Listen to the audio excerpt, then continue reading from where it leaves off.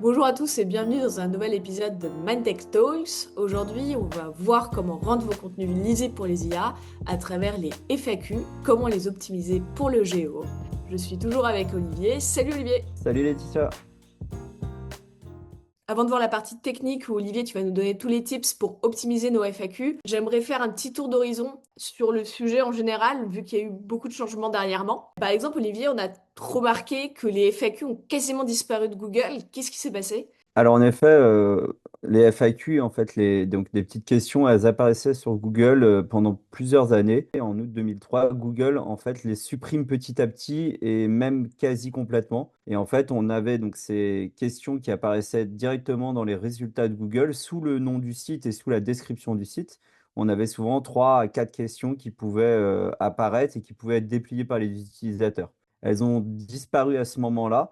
Et ça a été annoncé notamment sur Google Search et confirmé par différentes observations de sites SEO. Et du coup, ça a eu un impact fou sur les sites, non? Alors, c'était quand même essentiellement utilisé par les sites qui avaient des vraies techniques d'optimisation SEO, parce que ça a apparu au début des années 2019, 2020. Donc, ça a été utilisé pendant plusieurs années. Ça permettait d'avoir plus de présence dans les résultats de Google. C'est-à-dire que notre site, quand on était par exemple deuxième, bah, si on avait des FAQ, on prenait presque deux fois plus de place, ce qui était assez impactant et ça permettait d'améliorer son CTR. On pouvait même des fois rajouter des liens directement dans les FAQ.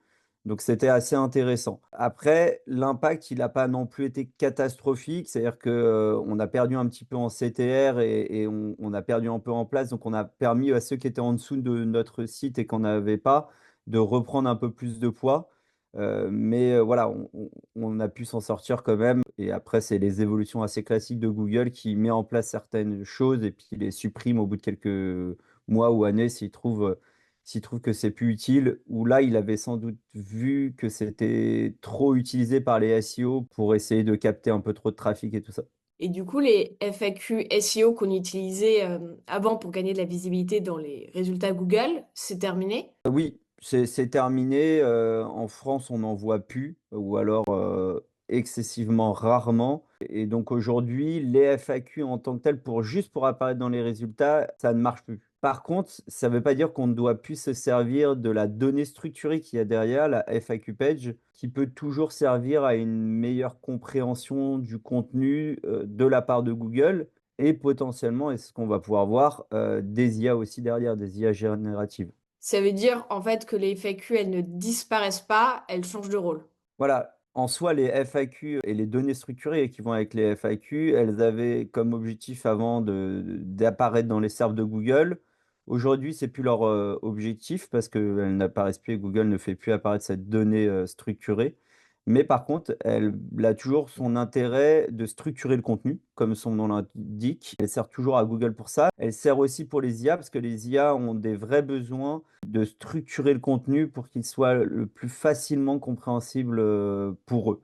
Et avec cette donnée-là, ils vont comprendre facilement qu'il y a une question et une réponse derrière. Ça veut dire que ChatGPT l'utilise. On n'est pas sûr à 100% que les données structurées soient utilisées aujourd'hui, mais le fait d'avoir des questions et réponses sous ce format-là aide beaucoup ChatGPT parce que ChatGPT et les moteurs génératifs comme Perplexity, Gemini et tout ça, ça fonctionne beaucoup sous le format de questions posées par un utilisateur.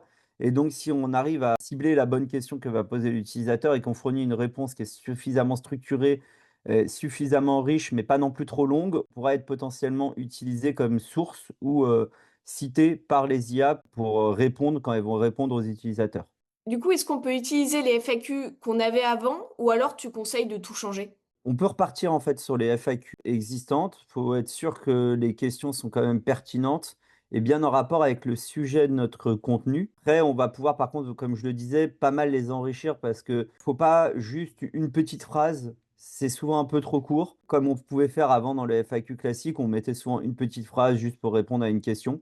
Là, il va falloir souvent développer un peu plus, un paragraphe et un peu plus intéressant et qu'on ait donc un contenu qui réponde à l'EEAT, l'expertise, l'autorité et la confiance, et qui réponde bien de manière assez courte mais complète à la question. Donc globalement, si on a déjà eu des FAQ sur certaines pages, on peut les améliorer. On va essayer aussi d'éviter peut-être d'avoir 10 FAQ pour une page, hein. Peut-être que 3 à 5, ça suffit largement. Et par contre, sur certaines pages, pas toutes, hein, faut pas forcément mettre des FAQ sur toutes vos pages de tous vos sites. Ça peut être intéressant d'en créer de nouvelles s'il n'y en avait pas, pour essayer de répondre à ce que pourraient se poser les utilisateurs par rapport à un produit, par rapport à une question, par rapport à une définition ou à un autre sujet, et donc essayer de trouver les questions les plus pertinentes possibles. Super, merci Olivier. Je te laisse présenter maintenant la partie technique pour comment optimiser une FAQ pour le Géo. Je vous retrouve donc pour parler des FAQ d'un point de vue technique et comment s'assurer qu'elles soient bien prises en compte par les IA. On va avoir quelques fondamentaux. Par exemple,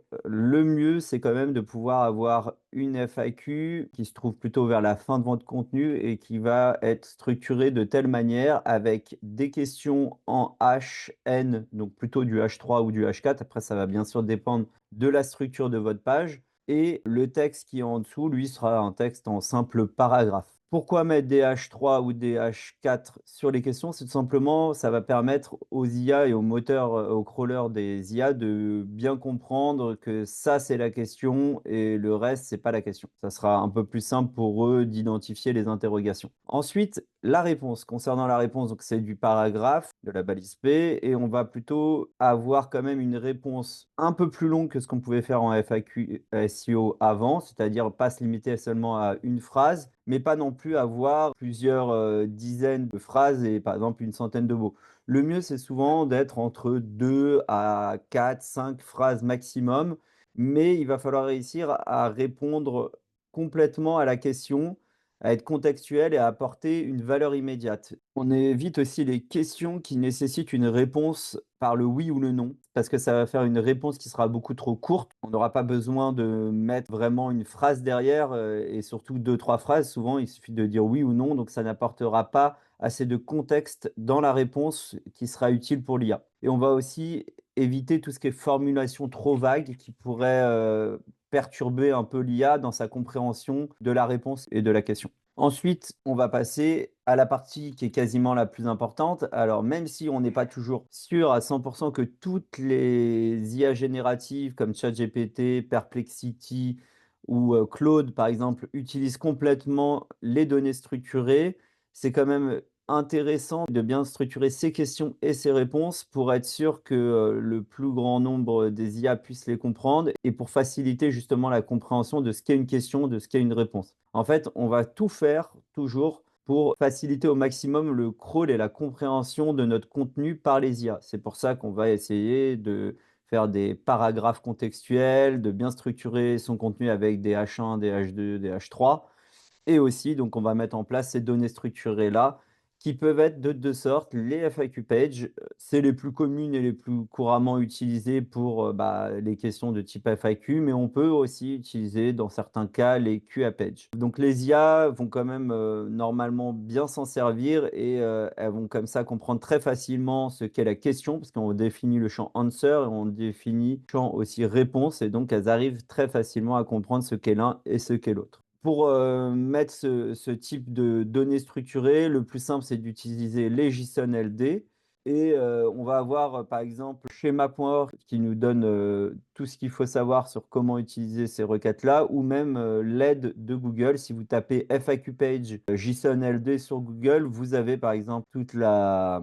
guideline de Google sur ce sujet-là. Vous pouvez aussi très bien, demander à ChatGPT ou à une autre IA de vous construire votre FAQ page par rapport aux questions-réponses que vous allez lui donner et normalement, il, ne se trompe pas, il va vous donner directement le script JSON qu'il faudra implanter dans votre page. Ce script-là, il peut être intégré normalement, il s'intègre plus simplement dans le head, mais vous pouvez aussi l'intégrer directement dans le body et donc, par exemple, sur un WordPress, il est possible de l'intégrer dans un bloc de code HTML et vous pourrez faire un copier-coller juste en dessous, par exemple, de votre bloc de questions réponse qui sera lui visible vraiment en texte, vous pouvez copier ce bloc JSON-LD pour que les IA et Googlebot aussi puissent s'en servir et puissent comprendre qu'il s'agit bien d'un bloc FAQ. Chose importante, c'est d'avoir une cohérence entre les deux informations, c'est-à-dire qu'il faut être sûr que ce qui est marqué dans le JSON-LD soit cohérent avec ce qui est marqué en HTML dans votre texte et donc qui sera visible par l'utilisateur. Nous allons ensuite voir qu'on peut aussi enrichir le contexte de ces FAQ. Alors ça, on en parle ici pour les FAQ, mais ça peut être aussi utilisé pour d'autres parties dans vos textes. Mais globalement, si vous voulez avoir des FAQ qui seront le plus facilement reprises par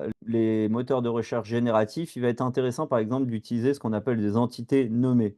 Si vous avez une question, sur, le meilleur outil pour les GEO, on pourrait, citer, notamment Mindex et donc l'entité nommée, ce sera Mindex. Si on demande quand sont apparus les moteurs génératifs avec de l'IA, on pourra dire, bah, c'est apparu avec ChatGPT qui est sorti en 2022 et donc comme ça, on a des entités nommées, ChatGPT 2022 et cetera. C'est comme ça qu'on va donc enrichir le contexte de notre texte. On peut aussi rajouter des attributs same as, c'est-à-dire que si vous citez des marques, des experts, des auteurs, vous pouvez mettre un same as vers page Wikipédia s'il y en a, des profils LinkedIn ou des pages par exemple à propos, pour toujours enrichir votre réponse et donner le plus de contexte possible aux IA. Si par exemple on a aussi des questions qui nécessitent des réponses avec des données chiffrées, des statistiques et cetera, ne pas hésiter à le faire.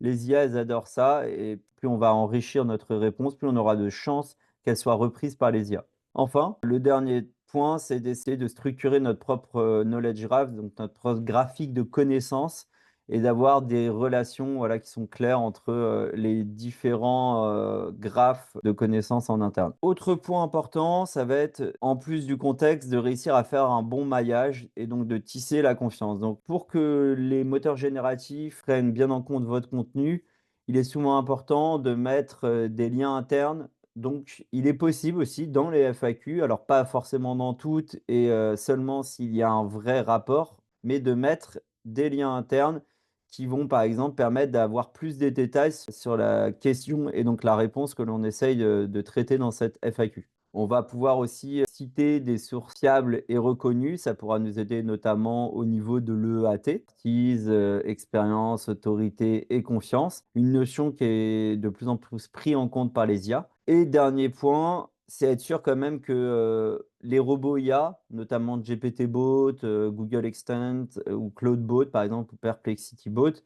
puissent bien crawler votre page, votre contenu et donc la FAQ que vous avez créée.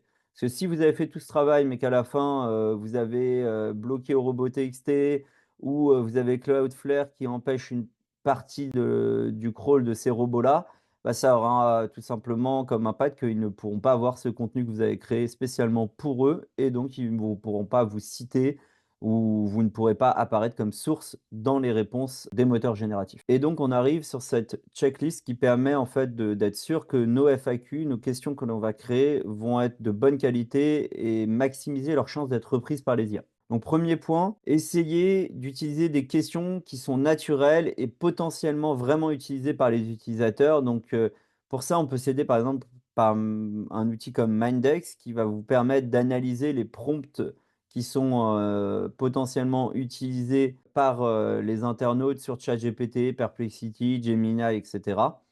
Et donc, si vous avez une landing page, une page produit, une page catégorie ou une home page qui a un sujet proche de ces prompts-là, bah, potentiellement, vous pouvez utiliser 3, 4, 5 questions. Donc, vous allez, dans ces réponses, essayer d'être à la fois concis, mais très riche en contexte. Donc, on va éviter de dépasser les 4, 5 phrases. Il ne faut pas non plus être trop court, ne pas se limiter à une seule phrase, parce qu'il va falloir réussir à répondre le plus possible et le plus précisément possible, dans le moins de mots possible, à la question que l'on a posée. On essaie bien sûr de mettre un bon balisage en JSON-LD, c'est ce qui a c'est le format de données structurées, bon, qui est mis en avant déjà par Google et qui est pris en compte, le plus facilement possible par la plupart des IA. On va tester, nos contenus, être sûr que, ils soient assez qualitatifs. On peut les tester avec ChatGPT, Perplexity ou Bing et enfin, on va à la fin vérifier, bah, que tout ça, ce contenu-là et cette page en question ne soit pas bloqué pour ces IA, il y a peut avoir des blocages robots-textés, il y a peut avoir des blocages au niveau des crawlers IA, par exemple via, Cloudflare. Donc être sûr que tout ce qu'on a pu créer comme contenu qui est dédié aux géos et aux moteurs génératifs soient bien crawlables par leur crawler. Merci Olivier pour ces conseils. À très bientôt pour un autre épisode sur Mandek Talks et n'hésitez pas à vous abonner si l'épisode vous a plu. Merci à toi Laetitia et à bientôt.